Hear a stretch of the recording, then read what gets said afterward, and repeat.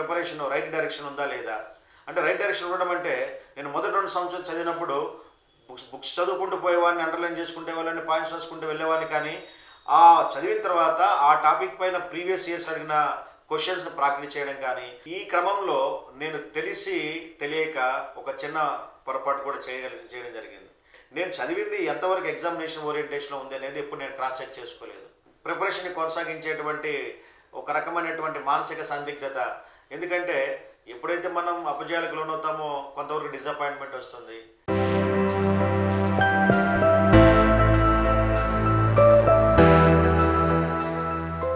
Civils preparation మొదలుపెట్టినప్పటికీ ఒకటి గ్రామీణ నేపథ్యం కావడం, రెండవది 10th క్లాస్ వరకు తెలుగు మీడియంలో చదివి ఉండడం, తర్వాత కొన్ని ఆర్థిక సమస్యలు, వీటన్నిటి వలన ముఖ్యంగా నేను ఇక్కడికి వచ్చినప్పుడు నేను కోచింగ్కి వెళ్ళినటువంటి ఇన్స్టిట్యూషన్ దురదృష్టవశాత్తు రైట్ ప్లేస్లోకి వెళ్ళలేకపోయాను. మన ఆర్సిరెడ్డి హైయర్ స్టడీ సర్కిల్లో లేకపోతే ఇటువంటి ప్రమాణాలు ఉన్నటువంటి ఇన్స్టిట్యూషన్కి వెళ్ళి ఉంటే బాగుండేదేమో.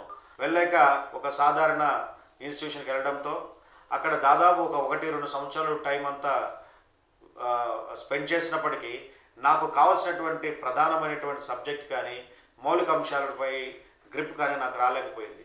అయితే అంతటితో ఆగిపోకుండా నేను ఎప్పుడైతే రియలైజ్ అయ్యానో రియలైజ్ అయిన వెంటనే ది ఎగ్జామ్కి కావాల్సిన రైట్ అప్రోచ్ ఏంటి, ఈ రైట్ అప్రోచ్ అనేది తెలుసుకున్న తర్వాత నేను మరలా కొత్త పద్ధతిలో కొత్త వరవడితో ప్రిపరేషన్ సాగించడం ద్వారా 3వ సంవత్సరంలో అంతకుముందు చదివినటువంటి ప్రిపరేషను సరైన డైరెక్షన్ లేకపోవడంతో 3వ సంవత్సరంలో చేసినటువంటి ప్రిపరేషన్ రైట్ డైరెక్షన్ ఉండడంతో 3వ సంవత్సరంలో ఇచ్చినటువంటి ఫిలిమ్స్ అటెంప్ట్లో ఫిలిమ్స్ క్లియర్ కావడం, మెయిన్స్ రాయడం జరిగింది. కాబట్టి ఇక్కడ విద్యార్థులు ఎవరైతే కోచింగ్ తీసుకున్నట్టు ఆలోచనలు ఉన్నారో వాళ్ళకి ఈ సందర్భంలో నేను ఒక విషయాన్ని తెలియదలుచుకున్నాను. ఒకటేమంటే మనం వెళ్తున్నటువంటి ఇన్స్టిట్యూషన్ యొక్క క్రెడిబిలిటీ ఏముంది, వారి యొక్క ప్రమాణాలు ఏముంది, అక్కడ చెప్పేటువంటి ఫ్యాకల్టీ యొక్క సామర్థ్యం ఏంటి అనే దాని మీద ఆలోచించాలి. రెండవది మనం చేస్తున్నటువంటి ప్రిపరేషన్ రైట్ డైరెక్షన్ ఉందా లేదా అంటే రైట్ డైరెక్షన్ ఉండడం అంటే నేను మొదటి 2 సంవత్సరాలు చదివినప్పుడు బుక్స్ చదువుకుంటూ పోయేవాడిని, అండర్లైన్ చేసుకుంటే వాళ్ళని పాయింట్స్ రాసుకుంటూ వెళ్ళేవాడిని. కానీ ఆ చదివిన తర్వాత ఆ టాపిక్ పైన ప్రీవియస్ ఇయర్స్ అడిగిన క్వశ్చన్స్ ప్రాక్టీస్ చేయడం కానీ లేదా ఆ టాపిక్ పైన మోడల్ క్వశ్చన్స్ కానీ ఎప్పుడు కూడా ప్రాక్టీస్ చేయకుండా ఈ బుక్ అయిపోయింది, ఈ బుక్ మొదటిసారి చదివాను, రెండోసారి చదివాను, మూడోసారి చదివాను అని చెప్పి నాకు నేను సెల్ఫ్ సాటిస్ఫై అయ్యామని తప్పితే నేను చదివింది ఎంతవరకు ఎగ్జామినేషన్ ఓరియంటేషన్లో ఉంది అనేది ఎప్పుడు నేను క్రాస్ చెక్ చేసుకోలేదు. ఆ పొరపాటుని 3వ సంవత్సరం ప్రిపరేషన్లో దాన్ని రెక్టిఫై చేసుకోవడం, టాపిక్ చదివిన వెంటనే ఆ టాపిక్కి సంబంధించినటువంటి ప్రీవియస్ ఇయర్స్ క్వశ్చన్స్ ఏమైనా ఉంటే సాల్వ్ చేయడం, ఇంకా మోడల్ క్వశ్చన్స్ ఏమైనా ఉంటే సాల్వ్ చేయడం, ఈ విధంగా చేయడం ద్వారా మనం చేస్తున్నటువంటి ప్రిపరేషన్ అనేది ప్రాపర్ డైరెక్షన్లో ఉంది, ఎగ్జామినేషన్ ఓరియంటేషన్లో ఉంది, ఎగ్జామ్ రిలవెంట్గా ఉంది అనేటువంటి రియలైజేషన్ రావడంతో 3వసారి చేసిన ప్రయత్నంలో నేను ఫిలిమ్స్ క్లియర్ చేసి మెయిన్స్ రాయగలిగిన చెప్పగలుగుతున్నాను. కాబట్టి మనం కోచింగ్ తీసుకునే ఇన్స్టిట్యూషన్ ఒకటి, మనం చేసేటువంటి ప్రిపరేషన్ ఒకటి, ఈ రెండు కూడా మనం జాగ్రత్తగా గమనించాల్సినటువంటి అంశాలు. ఆ తర్వాత ఈ 3వ అటెంప్ట్ అయిపోయిన తర్వాత మెయిన్స్ రాసినప్పటికీ ఇంటర్వ్యూ క్వాలిఫై కాలేకపోయాను. ఇక మరలా ఫిలిమ్స్ రాసేంత వరకు కొంత టైం ఉంటుంది కాబట్టి టైం గ్యాప్లో ఏం చేద్దామనే ఉద్దేశంతో పీజీ అంబేద్కర్ ఓపెన్ యూనివర్సిటీలో ఎంఎస్సి ఎన్విరాన్మెంటల్ సైన్స్ కోర్స్కి జాయిన్ కావడం, దానివైపు కొంత టైం స్పెండ్ చేస్తూ మళ్ళీ అటెంప్ట్కి ప్రిపేర్ అవుతూ ఉన్న క్రమంలో ఉన్నటువంటి ఆర్థిక సమస్యల వలన నేను బీటెక్ చదివేటప్పుడే హోమ్ ట్యూషన్ చెప్పేవాడిని. ఇంటర్మీడియట్ పిల్లలకి, 10th క్లాస్ పిల్లలకి మ్యాథ్స్, ఫిజిక్స్ క్లాసెస్ చెప్పేవాడిని బిఫోర్ కాలేజ్కి వెళ్ళే ముందు, కాలేజ్ నుండి వచ్చిన తర్వాత. సో అలవాటుతో మళ్ళీ ఇక్కడ హోమ్ ట్యూషన్స్ ఇంటర్మీడియట్ పిల్లలు స్టార్ట్ చేశాను.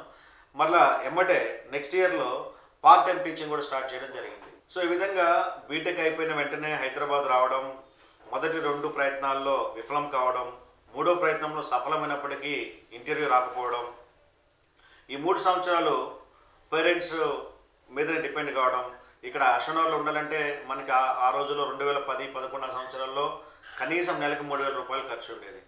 అయితే నేను దాదాపు ఒక 1 ఇయర్ పాటు AP study circle, Andhra Pradesh social welfare department వారు ఆధ్వర్యం నడిచేటువంటి ఏపీ స్టడీ సర్కిల్ ఉండేటప్పుడు ఆ ఏపీ స్టడీ సర్కిల్లో కోచింగ్తో పాటు అకామిడేషన్ కూడా ఇచ్చేవారు. సో 1 సంవత్సరం పాటు ఇబ్బంది లేకుండా ఉండేది. అది ఏపీ స్టడీ సర్కిల్ నుంచి మళ్ళీ బయటికి వచ్చిన తర్వాత మళ్ళీ ప్రైవేట్గా రూమ్స్లో ఉండడము, మళ్ళీ మెస్లో తినడము, వీటికి ఎట్లా లేదన్నా నెలకి కనీసం 3,000 నుంచి 4,000 రూపాయలు. ఇంకొంచెం బెటర్ ఫుడ్ లేదా బెటర్ అకామిడేషన్ కావాలంటే కనీసం 5,000 రూపాయల పరిస్థితి. అయితే ఒకటి మొదటి నుంచి కొంచెం కష్టపడి తత్వం ఉండడం, రెండోది నెలకు 5,000 రూపాయలు ఇప్పటికే దాదాపు ఒక 2 సంవత్సరాల పాటు పేరెంట్స్ మనకి ఇన్వెస్ట్ చేస్తున్నారు. ఇప్పుడు కూడా మళ్ళీ పేరెంట్స్ మీద డిపెండ్ కాకూడదు అనేటువంటి ఒక ఆలోచనతో నేనుగానే ఒకవైపున అక్కడ వ్యవసాయ కుటుంబం కావడంతో నిజానికి ఆయా సంవత్సరాల్లో కొద్దిగా వ్యవసాయంలో నష్టాలు రావడం, ఇంటి దగ్గర ఆర్థిక పరిస్థితి నాకు అర్థమైంది కాబట్టి వారిని ఇబ్బంది పెట్టేటువంటి మనస్తత్వం లేక, అంటే వారు అడిగినా కూడా ఏదేమైనా సరే తల్లిదండ్రులు పంపిస్తారు, అందులో నో డౌట్.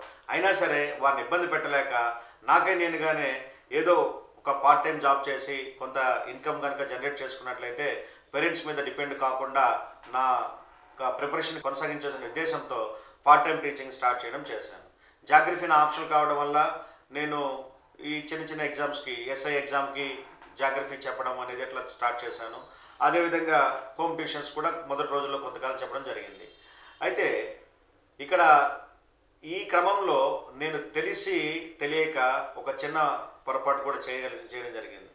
పార్ట్ టైంగా స్టార్ట్ చేసిన టీచింగ్ క్రమంగా ఫుల్ టైం అయింది. ఫుల్ టైంగా ఉన్నటువంటి ప్రిపరేషన్ క్రమంగా పార్ట్ టైం అయిపోవడం. సో టీచింగ్ వైపు ఒక రకంగా ఆర్థిక పరిస్థితి వలన టీచింగ్లోకి ఎంటర్ అయిపోయి అది తెలియనటువంటి ఒక ప్యాషన్తోనో తెలియనటువంటి ఒక అట్రాక్షన్తోనో ఎక్కువ టైం టీచింగ్ కేటాయించడం, తక్కువ టైం ప్రిపరేషన్ కేటాయించడం వల్ల తర్వాతి కాలంలో నేను సరైనటువంటి అటెంప్ట్ ఇవ్వలేకపోయాననేది చెప్పవచ్చు. అయితే ఏదైతే నేను మొదటి 3 సంవత్సరాలు చేసిన ప్రిపరేషన్ వల్ల నాకు 2014లో సెంట్రల్ గవర్నమెంట్లో ఉద్యోగం రావడం, అయితే పేరెంట్స్ నా నుంచి ఏదో ఎక్స్పెక్ట్ చేస్తున్నారు అనే ఫీలింగ్ అప్పటికి ఉండడం.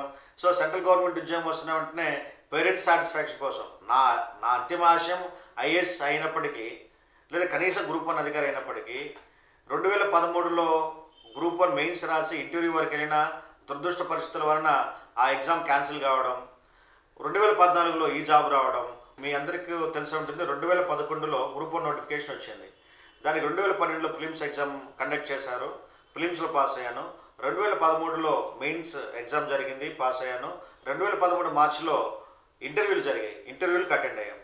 ఇంటర్వ్యూలకు అటెండ్ అయిన తర్వాత ప్రిలిమ్స్కి సంబంధించినటువంటి క్వశ్చన్ పేపర్లో కొన్ని కీ మిస్టేక్స్ ఉన్నాయని చెప్పేసి ఎవరైతే మెయిన్స్కి క్వాలిఫై అవ్వలేదో ఆ అభ్యర్థులు హైకోర్టును ఆశ్రయించడం వలన ఆ హైకోర్టు నుండి ఆ కేసు తదుపరి సుప్రీంకోర్టు వరకు వెళ్ళడం, సుప్రీంకోర్టు ఫైనల్గా 2016లో జడ్జిమెంట్లో ఇప్పటివరకు జరిగినటువంటి ఇంటర్వ్యూని, మెయిన్స్ని క్యాన్సిల్ చేస్తూ మళ్ళీ ప్రిలిమ్స్ కీని రివైజ్ చేసి మళ్ళీ కొత్తగా prelims qualified candidates fresh list పెట్టమని, కొత్తగా రీమెయిన్స్ పెట్టమని చెప్పడం జరిగింది.